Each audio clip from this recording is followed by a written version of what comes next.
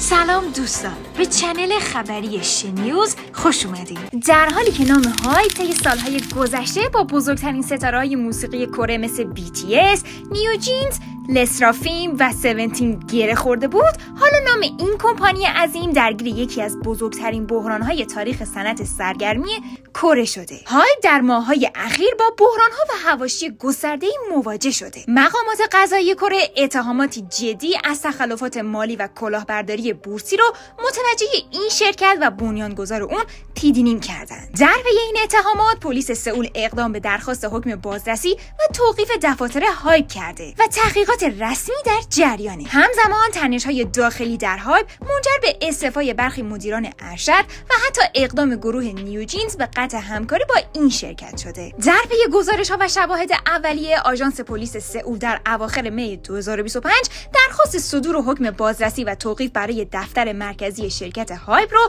به دادستانی ارائه کرده. این دومین تلاش پلیس برای دریافت حکم تفتیش بود. قبل از اون در اواخر آوریل 2025 یک درخواست ارائه شده بود که مورد تایید قرار نگرفت. اما با پیشرفت تحقیقات و گردآوری شهادت شهود و مدارک جدید، پلیس مجددا در 28 می 2025 حکم بازرسی را درخواست کرد. هدف از این تفتیش جمع‌آوری اسناد مرتبط با معاملات مالی مشکوک در جریان عرضه اولیه سهام هایپ در سال 2020 بود. همزمان سازمان نظارت مالی کره اعلام کرد شواهد کافی برای ارجاع پرونده پیدینیم به دادستانی جهت تعقیب کیفری در دست داره. از سوی دیگه در یک پرونده جداگانه دادستانی کره در اواخر می 2025 بازرسی غافلگیرانه‌ای از دفتر هایپ در سئول انجام داد که به اتهام معاملات نهایی یکی از مدیران سابق شرکت مربوط میشد. این تفتیش جدای از پرونده پیدینیم بود و برخلاف یک مدیر مالی پیشین هایپ متمرکز بود که متهم سال 2021 با سوء استفاده از اطلاعات محرمانه درباره سرمایه‌گذاری هایپ در شرکت وایجی پلاس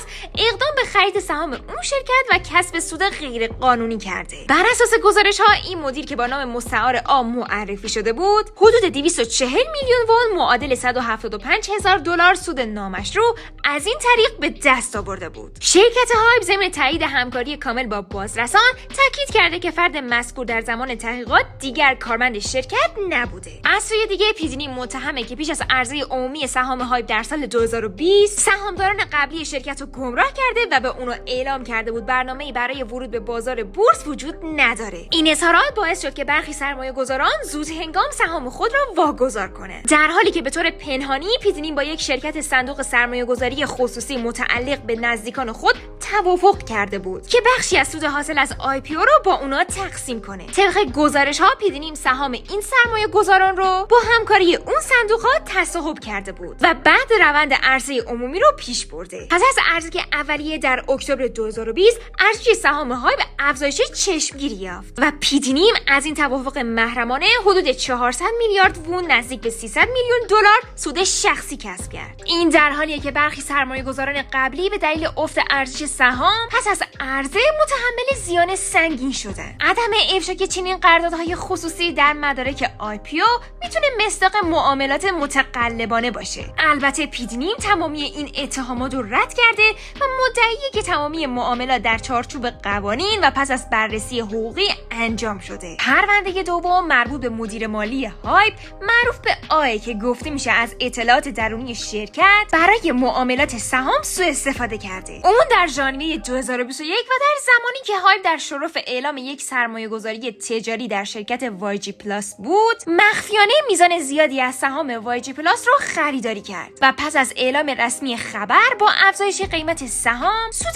کلانی به جیب زد. میزان سود نامشروع حاصل از این معامله حدود 240 میلیون وون نزدیک به 7 میلیارد تومان اعلام شده. این فرد که لی کیونگ جون مدیر مالی ارشد سابق هایپ معرفی شده به محض روشن شدن ابعاد تحقیقات به طور ناگهانی از سمت خود استعفا داد. علاوه بر اون لی یکی از مدیران داخلی و زیر مجموعه ادور لیبل برگزاری کننده فعالیت‌های نیوجینز هم بود و کناره‌گیری اون همزمان با افشای پرونده از دید ناظران تلاش برای کاهش فشار بر شرکت تلقی شد. هایپ در بیانیه رسمی خود درباره این پرونده اعلام کرد که با بازرسان همکاری کامل داشته و ضمن اجرای حکم بازرسی یادآور شده که فرد خاطی کارمند سابق شرکت بوده. با افشای این دو پرونده پر سر و صدا، اعتبار و وجهه هایپ در انظار عمومی خدشه‌دار شده. پیدینی در مرکز اتهامات کلاهبرداری قرار داده و متهمه که با اظهارات گمراه کننده سهامداران رو فریب داده و زمینه رو برای کسب سود شخصی از طریق عرضه عمومی سهام فراهم کرده. با توجه به جدیت پرونده، نهادها در حال آماده سازی زمینه ارائه پرونده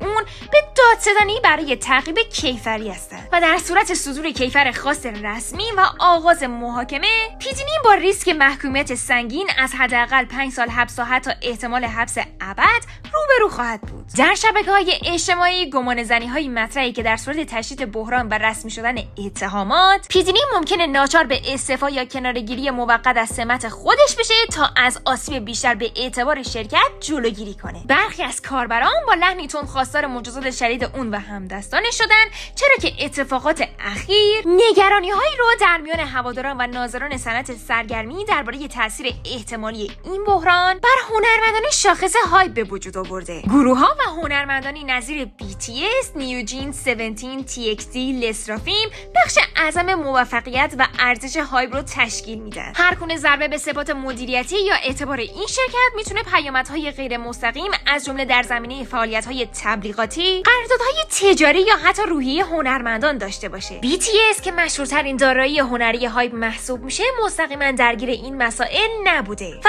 اعضای اون در حال حاضر در حال انجام خدمت سربازی یا پروژه‌های فردی هستند. اما بسیاری از طرفداران احساس میکنن زحمات و موفقیت‌های BTS زمینه‌ساز رشد عظیم هایپ شده. با اینکه اعضای BTS چند میلیون دلار از فروش بخشی از سهام خود را در سال 2021 به دست آوردند، اما در مقایسه با سود 400 میلیارد وونی پیدینی و سودهای صدها میلیاردی که برخی نزدیکان اون ظاهراً از طریق صندوق‌های خصوصی کسب کردن، این رقم بسیار کم شمرده میشه. در شبکه‌های اجتماعی دیدگاه‌های منتشر شده مبنی بر اینکه BTS شرکت هایپ رو از صفر به اوج رسونده، اما در نهایت تنها خورده نان‌های از سود نصیب اعضا شده، در حالی که مدیران پشت پرده صدها میلیارد به جیب زدن. برخی‌ها حتی پا رو فراتر گذاشتن و ضمن ابراز خشم شدید از پیدینی آرزو کردن که BTS قرارداد خودش رو با هایپ ترک کنه و شرکت بابت این بی‌عدالتی‌ها متحمل زیان جدی بشه. البته شاید مملوس‌ترین تاثیر مستقیم این تحولات بر هنرمندان هایپ رو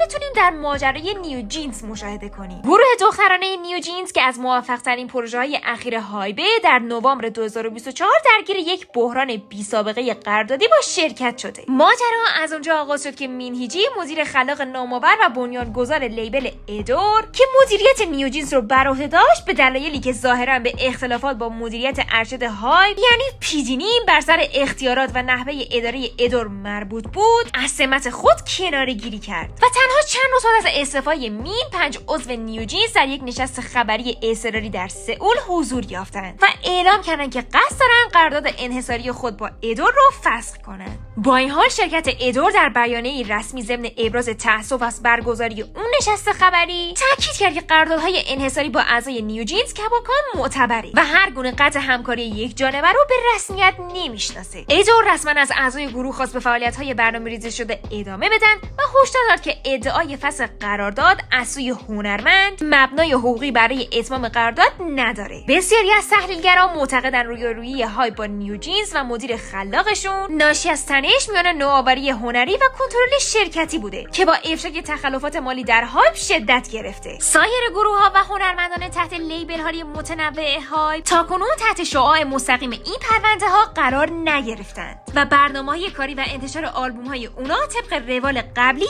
ادامه یافته. با این حال تحلیلگران هشدار میدن که طولانی شدن روند رسیدگی قضایی و تضعیف اعتبار هایپ میتونه به شکل غیر مستقیم روی روحیه و فعالیت هنرمندانش تاثیر منفی بذاره. همچنین اگه ارزش سهام شرکت بیش از پیش افت کنه، بودجه در دسترس برای تولیدات آتی کاهش پیدا میکنه. به طور کلی هایپ و پیدینی یکی از بزرگترین آزمون‌های صنعت سرگرمی کل در سالهای اخیر بوده و شرکتیه که با تکیه بر موفقیت کم نظیر هنرمندانش به قول موسیقی آسیا بدل شده. با این حال اکنون با چالشی مواجهه که اعتبار تجاری و سرمایه اجتماعی اونو تهدید میکنه. در نهایت امید هواداران و ناظران بر اینه که عدالت در این پرونده رعایت بشه و در عین حال آسیبی متوجه فعالیت هنرمندان محبوبشون نشه. نظر شما چیه؟ آیا هایپ میتونه از دل این بحران بی سابقه اعتبار از دست رفتش رو برگردونه و اعتماد هنرمندان و هواداران رو دوباره به دست بیاره، یا این بحران با پایان هایپ تموم میشه؟ لطفاً